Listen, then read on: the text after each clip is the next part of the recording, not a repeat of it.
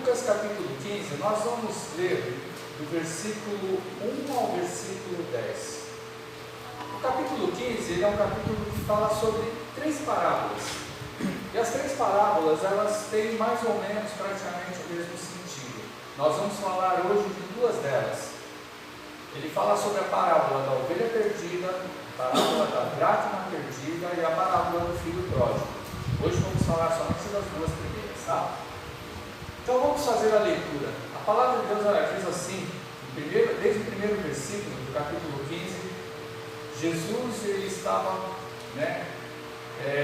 falando com os seus discípulos. E aí aproximavam-se de Jesus todos os publicanos e pecadores para ouvir.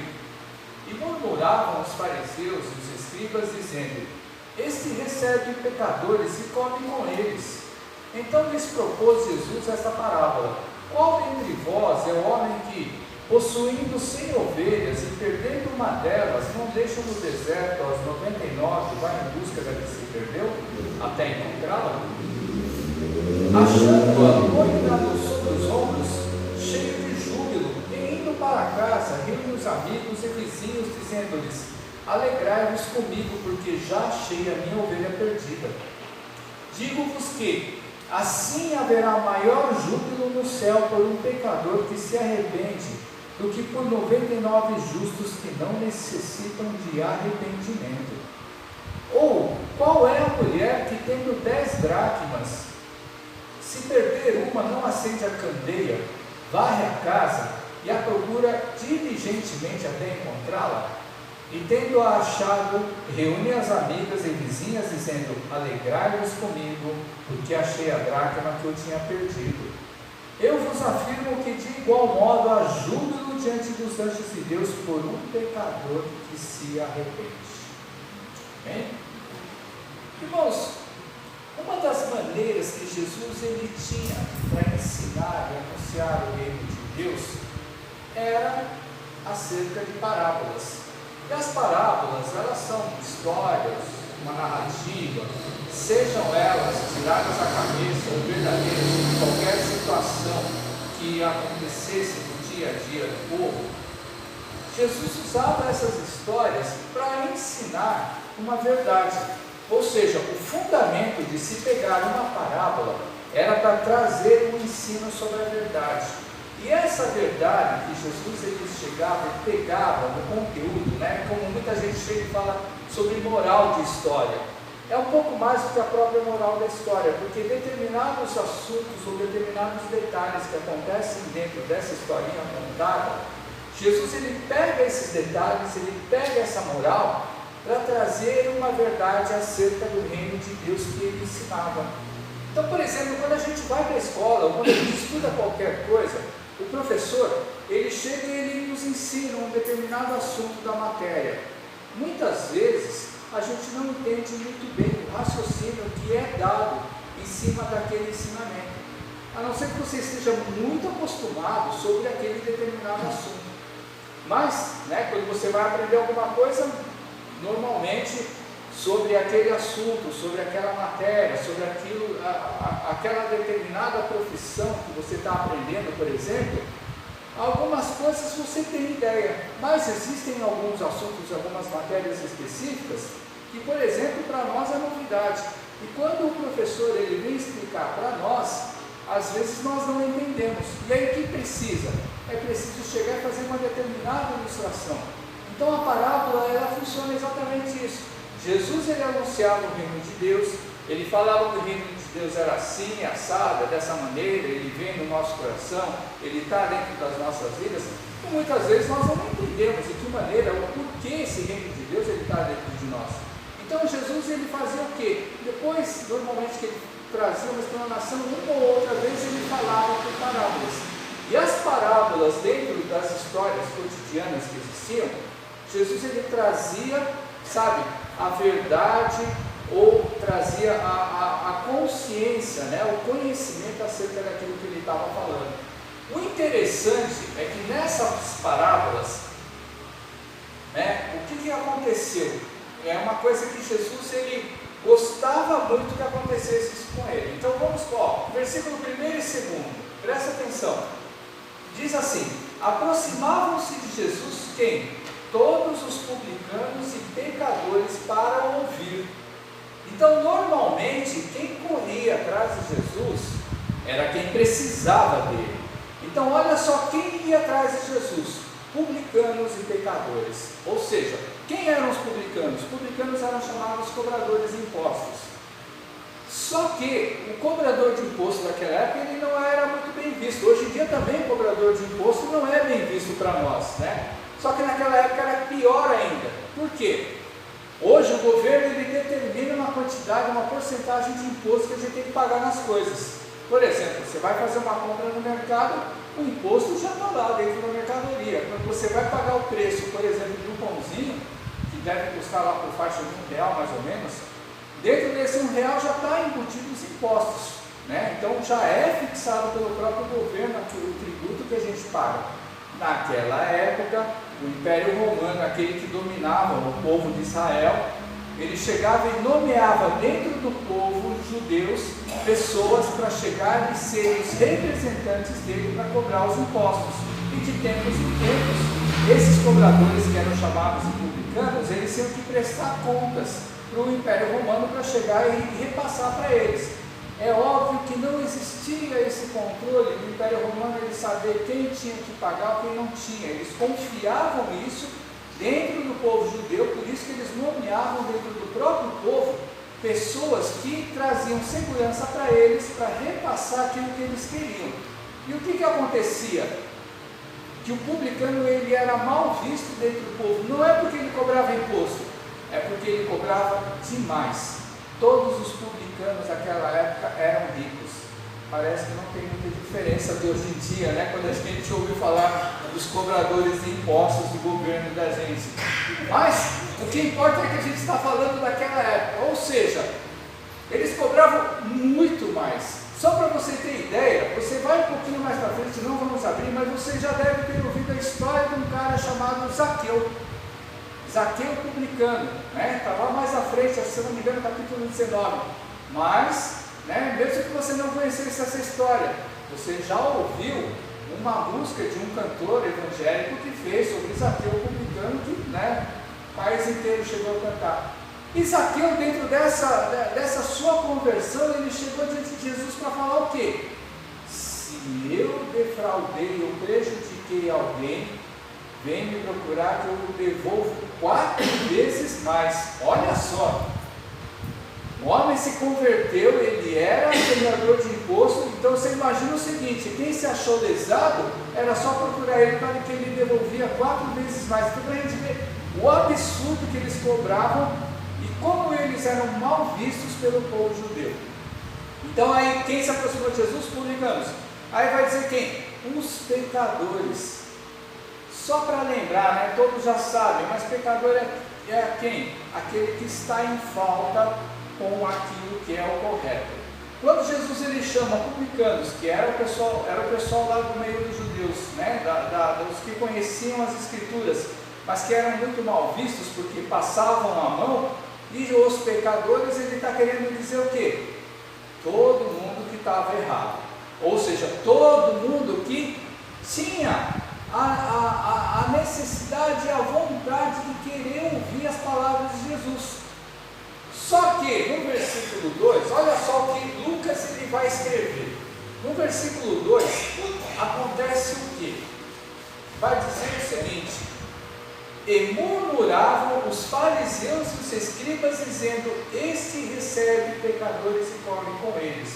Então vamos ver quem eram esses fariseus. Os fariseus, eles eram homens e eram chamados, os fariseus eles eram considerados uma seita, eram homens que conheciam a palavra, que faziam parte da sinagoga, eram homens intérpretes da lei, eram pessoas que conheciam muito bem a lei.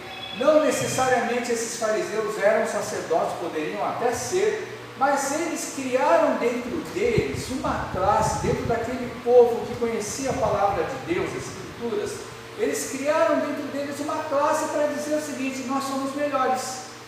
Então vocês imaginam o seguinte, vou melhorar esse exemplo, vou falar da gente, por exemplo, que estuda ou que fez um seminário teológico.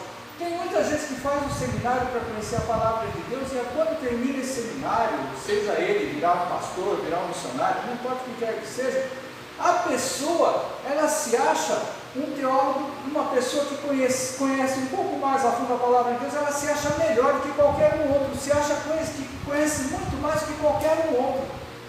Conhecimento, irmãos, sem ter Deus na direção e acima de todas as coisas, irmãos, não é que não é nada, mas uma pessoa que se acha melhor ou especial do que qualquer outra, pode ter certeza, essa pessoa está fazendo uma acepção que não deveria, porque o fato de nós conhecermos uma coisa a mais do que outras pessoas, seja numa profissão, seja num estudo, seja sobre qualquer outra coisa que você tem na sua vida, o fato de você ter esse conhecimento a mais que outras pessoas, ele serve para quê? Para você ensinar e para você executar tarefas, não para dizer que você é melhor que essas outras.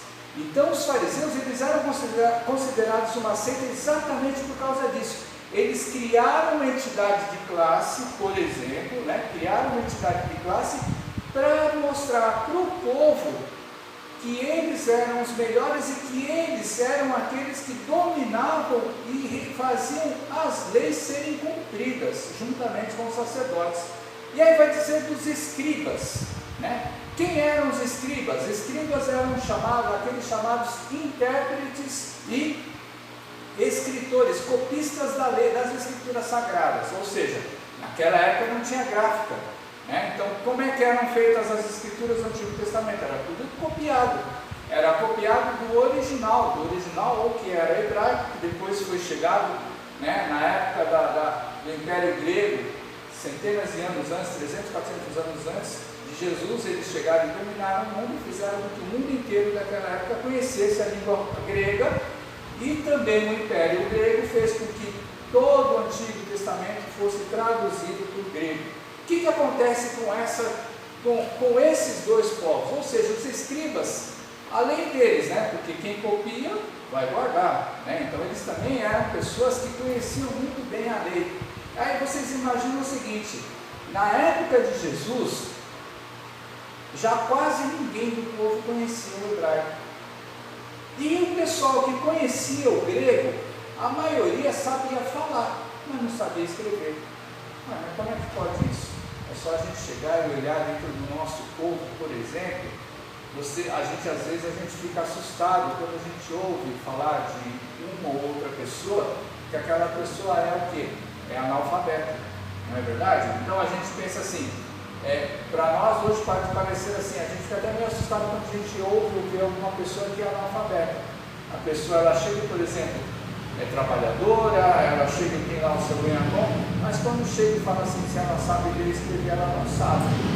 Mas, por exemplo, dinheiro, parece, dinheiro todo mundo sabe, seja pela cor ou pela identificação lá, todo mundo sabe quanto que é R$2 e quanto que é uma nota de 200, Quando chega lá, se você é analfabeto ou não, você sabe exatamente diferenciar. Mas, naquela época, vocês imaginam o seguinte, o pessoal lá falava grego, mas nem todos conheciam a escrita. Ou seja, o que acontecia quando chegava e se falava sobre as escrituras sagradas? Eles falavam da maneira que eles entendiam ou da maneira que eles queriam influenciar o povo. Então vocês veem, por exemplo, hoje em dia, algumas religiões, até mesmo a nossa, até mesmo a nossa, o fato de nós sermos crentes, a gente vê, por exemplo, muitas pessoas que vão para a igreja e chega na hora da mensagem, a pessoa lá, o pregador lá, lê o texto da palavra, depois ele começa a falar um monte de coisa, e aí a gente vai embora para casa achando e acreditando que tudo aquilo está de acordo com a palavra. Vai estar de acordo se você chegar na tua casa, pegar a Bíblia, aí quando lá o pregador está falando determinada coisa, ele cita lá um capítulo, um versículo, você vai lá e verifica se está certo. Às vezes, a gente pode errar, porque a palavra de Deus ela é extremamente extensa, mas o conteúdo daquilo que se fala tem que estar de acordo com a palavra. Eu não posso manipular a palavra conforme aquilo que eu quero explicar.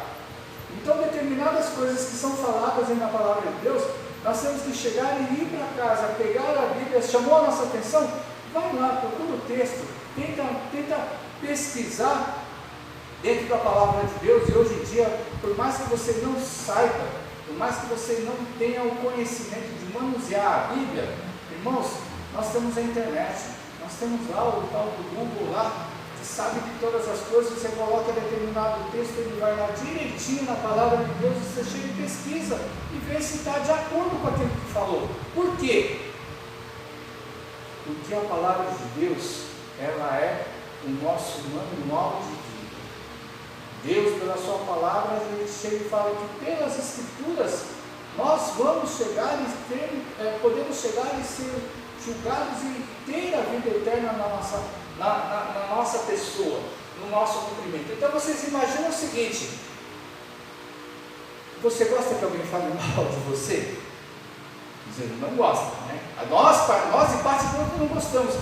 Mas esse versículo 2 estava lá, o pessoal lá, fariseu e escriba, aqueles que se acham que sabem tudo da palavra de Deus, eles estavam murmurando, sabe o que é? Resmungando, falando baixo entre eles estavam presentes lá. Lembra quando Jesus quando falou no primeiro versículo?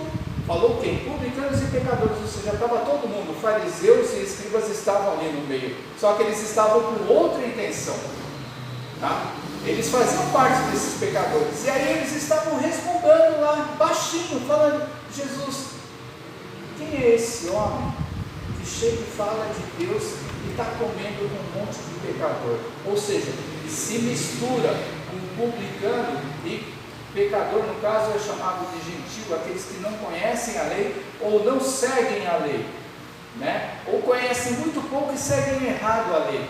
Então, Jesus ele adorava, irmãos. Jesus ele adorava quando alguém confrontava ele. Então, olha só, Cristo, Jesus, ele tem que ser o nosso espelho para nós seguirmos e fazermos dele como nosso exemplo de vida. Então, uma coisa que nós precisamos começar a rever na nossa vida é assim: quando você percebe que alguém está falando mal de você, não adianta ficar nervoso. Se você é o teu camarada, o teu colega de trabalho, muito amigo, né? Mas se é uma pessoa que convive com você, quando você percebe que alguém está falando mal de você, faça como Jesus. Ele pegou isso daí para exatamente chegar e trazer um ensinamento. Olha só que interessante. E aí Jesus ele entra nessas parábolas. Ou seja, quando esses homens falam, ele falaram assim, esse recebe o pecador e come com eles. Isso daí foi a deixa para Jesus trazer um outro ensinamento. E aí ele veio falar da parábola da ovelha perdida e para falar sobre a dracma perdida. Então olha só que interessante, por causa disso, Jesus ele chegou e foi contar essa parábola. Aí eu vou falar novamente o texto da parábola da ovelha. Jesus ele chegou, olhando para esses fariseus, olhando para esses escribas, ele chegou e propôs essa parábola. Qual dentre vós é o homem que, possuindo 100 ovelhas e perdendo uma delas, ele falou diretamente para eles. O texto que está aqui não diz que Jesus falou diretamente para eles, mas o conteúdo da parábola, ele está falando diretamente para essas pessoas que se acham conhecedoras da palavra de Deus. Então ele vai falar assim: e perdendo uma delas, não deixa no deserto as 99 e vai em busca da que se perdeu até encontrá-la. Então presta atenção numa coisa. Jesus, quando ele chegou e falou, então certo pastor tinha 100 ovelhas, uma se desgarrou do rebanho, ficaram 99. Se a gente for pela nossa lógica, a gente vai pensar o seguinte: eu prefiro perder uma do que perder 99.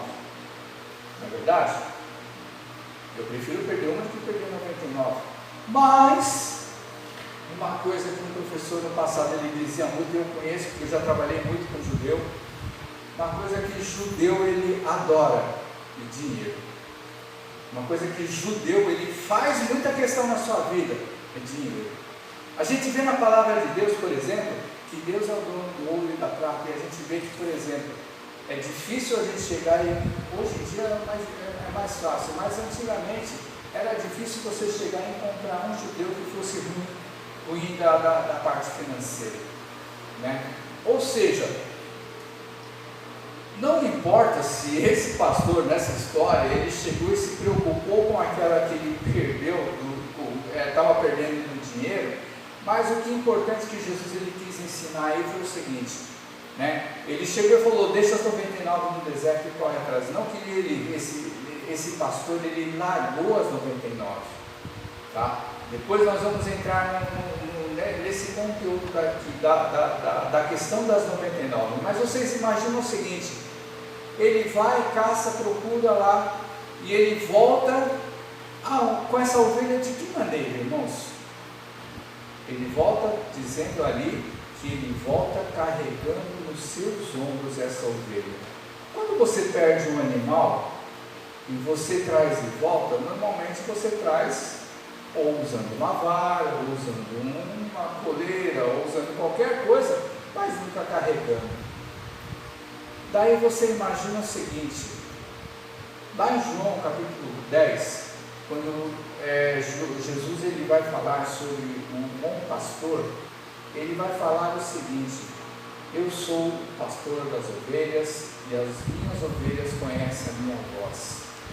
O aprisco pelo qual elas estão, eu sou a porta, e todas elas, quando eu chamo as minhas ovelhas, elas vêm e me seguem e vão atrás de mim.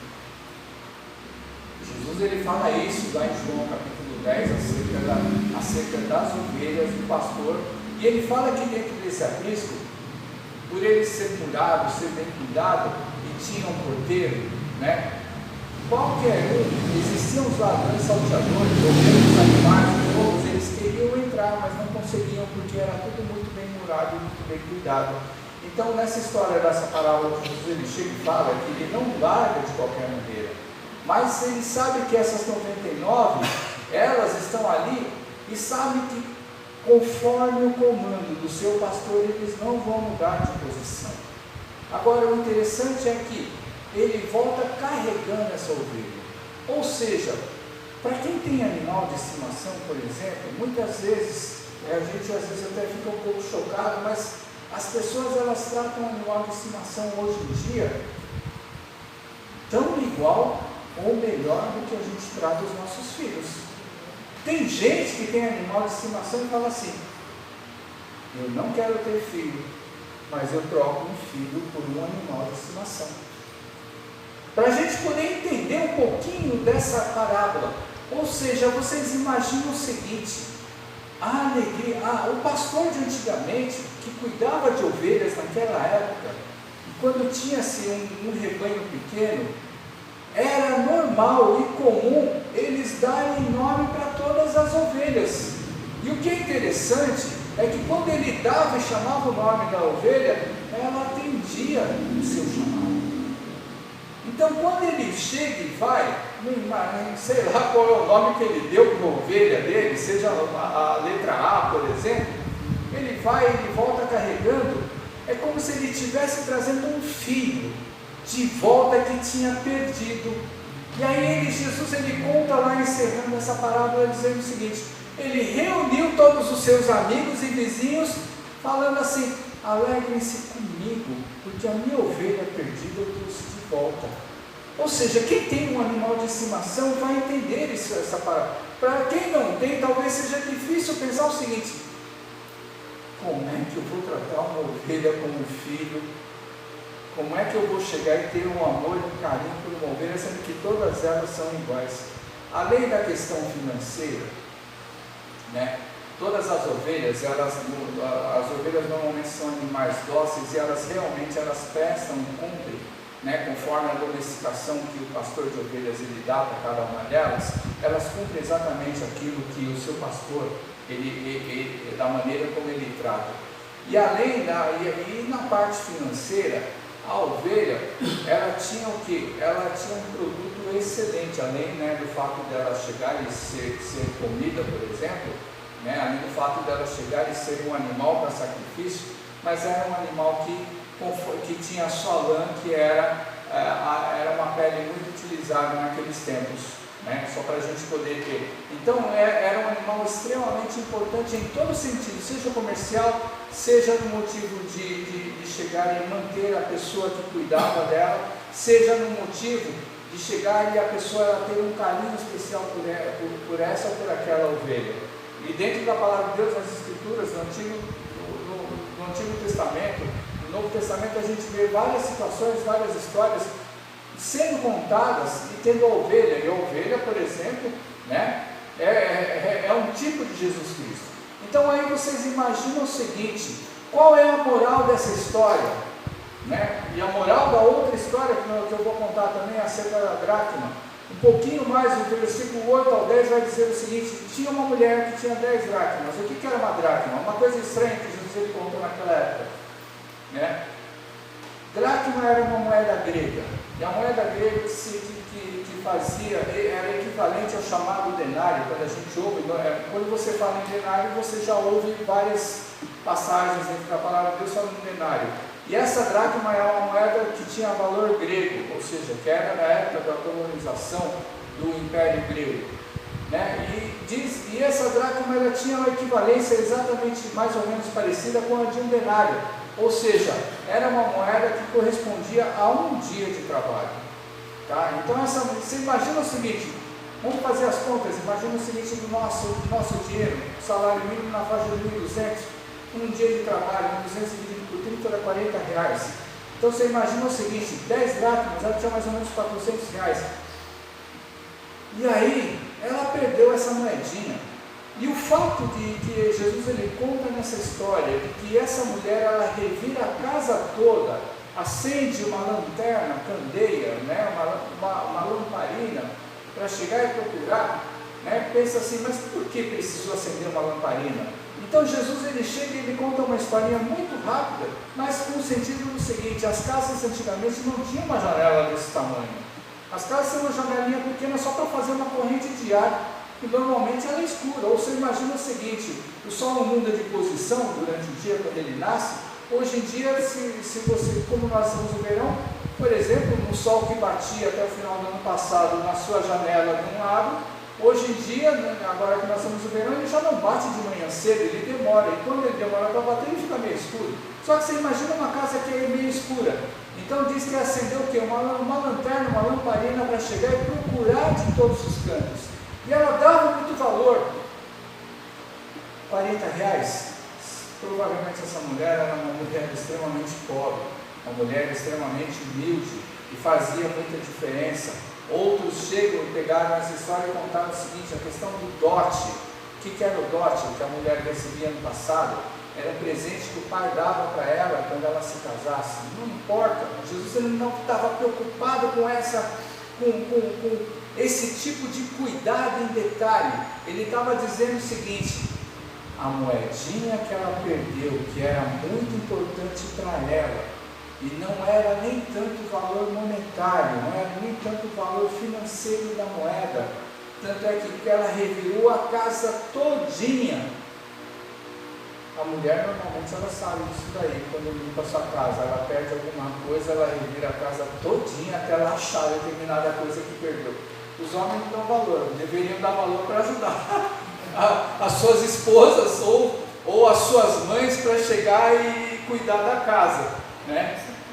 Os homens não dão, deveriam dar valor, mas vocês imaginam o seguinte: a mulherada sabe muito bem o que é chegar e cuidar de uma casa, e quando perde uma coisa, revira a casa todinha. Às vezes o marido, o filho, o pai chega e fala: mas para que você está perdendo tempo em procurar esse negocinho? Às vezes é um alfinete, uma agulha, sei lá, qualquer coisinha que seja, mas é uma coisa de muito valor para essa pessoa. Então a mulher, quando ela sabe que ela perde alguma coisa, revira toda até achar.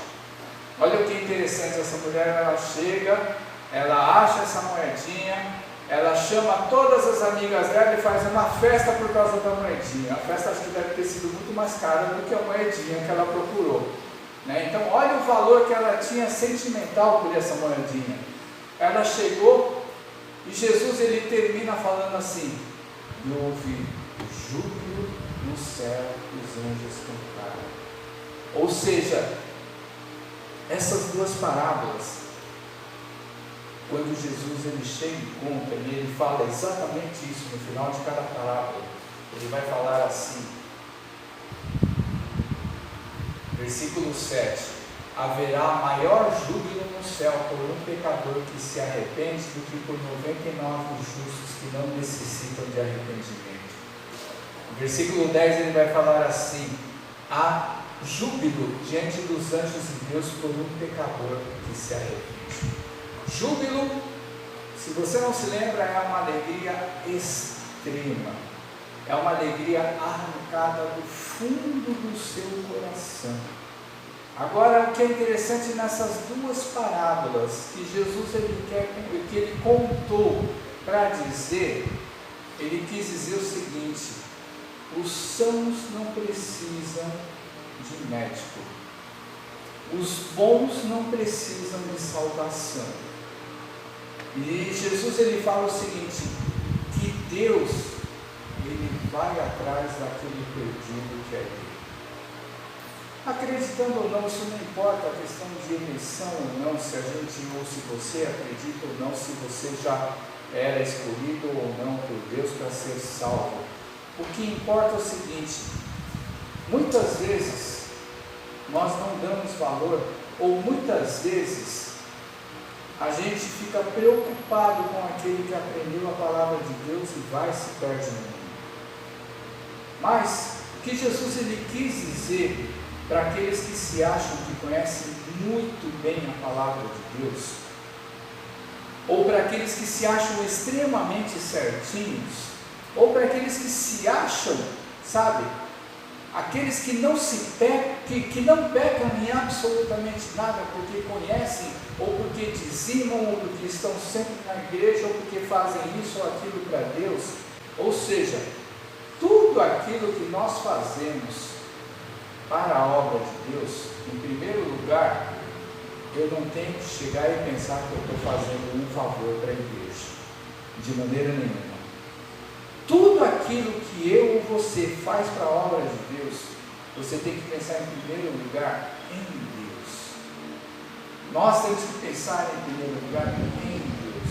Não adianta eu chegar e ficar falando para si, por exemplo, hoje eu já evangelizei para um monte de gente, tantas pessoas aceitaram Jesus, eu falei da palavra para eles.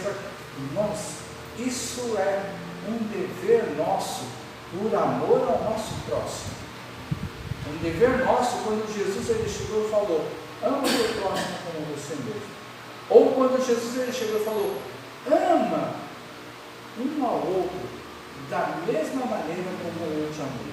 Como Jesus ele nos amou? Ele nos amou certinho, ele nos amou sendo frequente todo domingo na igreja, ou quando eu tenho oportunidade para chegar e louvar, falar uma mensagem e orar. Irmãos, todos nós somos usados por Deus para benefício de alguma coisa que Deus ele tem um propósito que muitas vezes não sabemos. Então, sabe, não é a nossa voz, não é a nossa maneira de falar, não é a nossa maneira de interagir com as pessoas, não é absolutamente nada disso, porque tudo aquilo que acontece, Deus ele tem um propósito em todas essas coisas. Então vocês imaginam o seguinte, nessa situaçãozinha boba, em que as pessoas estavam correndo para ouvir Jesus falar, primeiro, porque a palavra de Deus, ela cativa.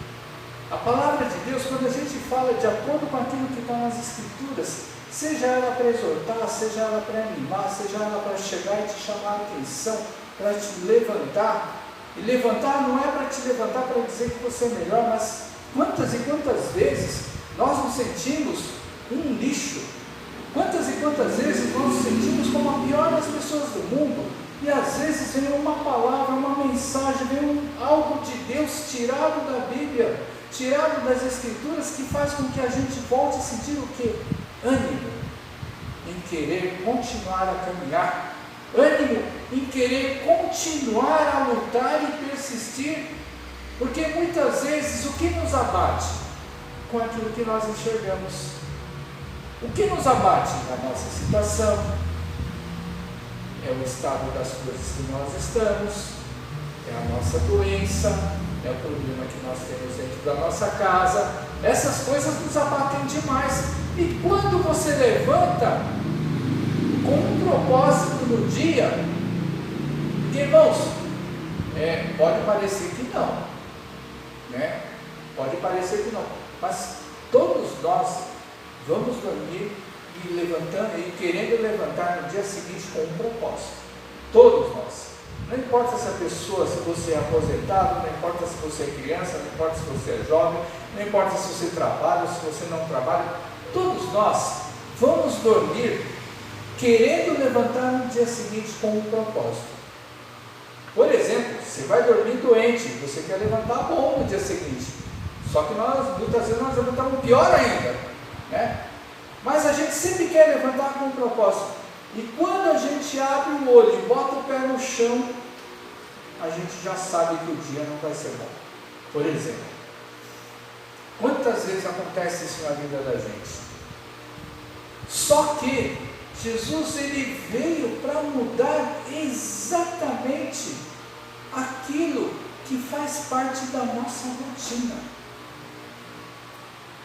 É por isso que nós, diariamente, seja à noite, seja de manhã ou qualquer momento do dia, as nossas orações para com Deus, as nossas orações quando nós falamos com Deus através de Jesus Cristo nosso Senhor, as nossas orações, elas têm vida. Parece que não, porque muitas vezes a gente chega e ora e nada acontece. Mas Deus, ele chega e fala sempre. Isso daí só está uma, duas vezes na palavra de Deus inteirinho. 1000 anos pode ser um dia, e um dia como pode ser 1000 anos para Deus. Deus, ele não está preocupado com o nosso tempo. O que Deus, ele está preocupado e querendo saber é: nós ainda acreditamos em Deus? Nós nos alegramos com a salvação que Ele deu para as nossas vidas? Porque, irmãos, é muito fácil a gente chegar e a gente falar assim: eu tenho certeza da minha salvação. Você ter certeza da sua salvação. E aí, por algum motivo que acontece na vida da gente, a gente chega assim, sai do centro do nosso controle. Porque uma coisa é quando você tem domínio de você, a outra coisa é acontecer uma coisa na sua vida em que você tem um acesso de fúria, em que acontece alguma coisa que você não tem o controle e você fica desesperado. Sabe, alguma coisa que acontece na vida da gente que, tipo assim, a gente deixa naquele momento de ter a fé necessária para que a coisa ela chegue e seja resolvida. Aí eu vou falar para vocês, normalmente as coisas não se resolvem na hora na vida da gente. As coisas elas acontecem exatamente para ver como é que está o meu e o seu coração diante da presença de Deus. Quando essa parábola desse homem, desse pastor de ovelhas e dessa mulher que chega e recupera a sua moedinha, Jesus ele estava falando exatamente o seguinte: que Deus ele corre atrás daquele que se perdeu. Muitas vezes nós estamos dentro da igreja e estamos perdidos. Não é só aquele que chegou e se afastou da igreja e está lá fora no mundão. Esse daí é fácil a gente ver que está perdido. Agora, muitas vezes nós estamos presentes na igreja, fazendo parte da membresia, fazendo parte do corpo de Cristo, e nós estamos perdidos. E aí, existe uma coisa chamada arrependimento. Existe uma palavrinha chamada arrependimento. Essas duas situações está falando de um animal e está falando de um objeto com valor financeiro. Nessas duas situações, Deus, Jesus, ele disse que Deus ele vai atrás. E quando você acha, você reaver, né? Ou por exemplo, imagina nós quando nós perdemos um filho para o mundo. E a nossa luta é o quê? Incessantemente orar e pedir para Deus o correr atrás desse filho, para que ele volte para onde? Para o seio da nossa família, não, para que ele volte para a presença de Deus. Ou, por exemplo, um amigo seu, ou por exemplo, qualquer outro familiar seu. E a gente sabe o seguinte, que não tem outro lugar que não seja dentro da igreja, não é na igreja. A igreja, ela faz parte do complemento daquilo que é o nosso relacionamento com Deus. Porque se eu estou bem com Deus, eu acredito na minha salvação e eu luto dia após dia para preservar. O apóstolo Paulo, ele chega e fala que ele corre não como se ele tivesse obtido o prêmio, mas que ele corre sempre olhando para onde? Olhando para o alto, olhando para cima, porque se ele olha para o lado, se ele olha para frente ou olha para trás, irmãos, é terrível quando a gente olha para o lado ou quando a gente olha para trás. E quando você olha para trás, você chega e você só consegue ver tudo aquilo que você perdeu, você não consegue enxergar tudo aquilo um pouco daquilo que você conseguiu andar. E quando você olha para os seus lados, está todo mundo querendo te pegar, está todo mundo querendo te dar rasteira, está todo mundo querendo chegar e te prejudicar. E Paulo, ele chega e fala que ele olha correndo para o autor e consumador da vida dele, aquele que morreu na cruz para nos salvar, e que ainda depois de ter sido morto, ressuscitado, vai para o céu, e não está tudo acabado, porque Jesus, ele intercede por nós diante da presença de Deus, dia após dia, noite após noite, minuto após minuto, falando para Deus o seguinte: eu confio nesse daí. Agora, nós confiamos em nós? Quantas vezes nós nos esquecemos da alegria que tivemos dentro da nossa vida, cada um pessoal, e quando Jesus, ele nos aceitou, e quando Jesus, ele chegou e deu a vida eterna para cada um de nós. Essa alegria da salvação, ele tinha que fazer parte da nossa vida em todos os momentos. Sabe por quê? Arrepender é uma coisa que demora ou pode demorar uma vida inteirinha. Infelizmente, muitas vezes a gente não consegue se arrepender por alguma coisa que a gente fez. Quando a gente faz mal para Deus, a gente chega e fala, mas assim, Deus é alguém que eu não vejo. Agora tem gente que, por exemplo, às vezes alguém fez muito mal para nós, a gente até perdoa da boca para fora, mas a gente vive com ressentimento a vida inteirinha, pensando e lamentando aquele mal que esse ou aquele fez para a gente. Ou seja, o arrependimento, ele não entrou dentro da nossa vida, ou ele não foi manifesto dentro do nosso coração para fora. A luta desses dois casos, dessa parábola, é uma parábola, é uma história, não tem nome, não tem fato, não tem confirmação real, mas Jesus, ele usou coisas que acontecem no dia a dia.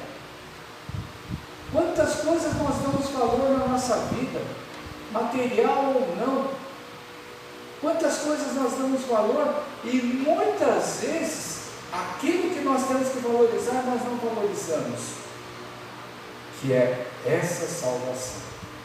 Vocês pensam o seguinte: se tem festa no céu, se tem júbilo dos anjos de Deus, quando um pecador arrependido se volta para Jesus e fala, eu quero fazer parte dessa turma, irmãos, a gente deveria estar dentro do nosso coração cada vez mais alegre por fazermos e sermos participantes do reino eterno de Deus.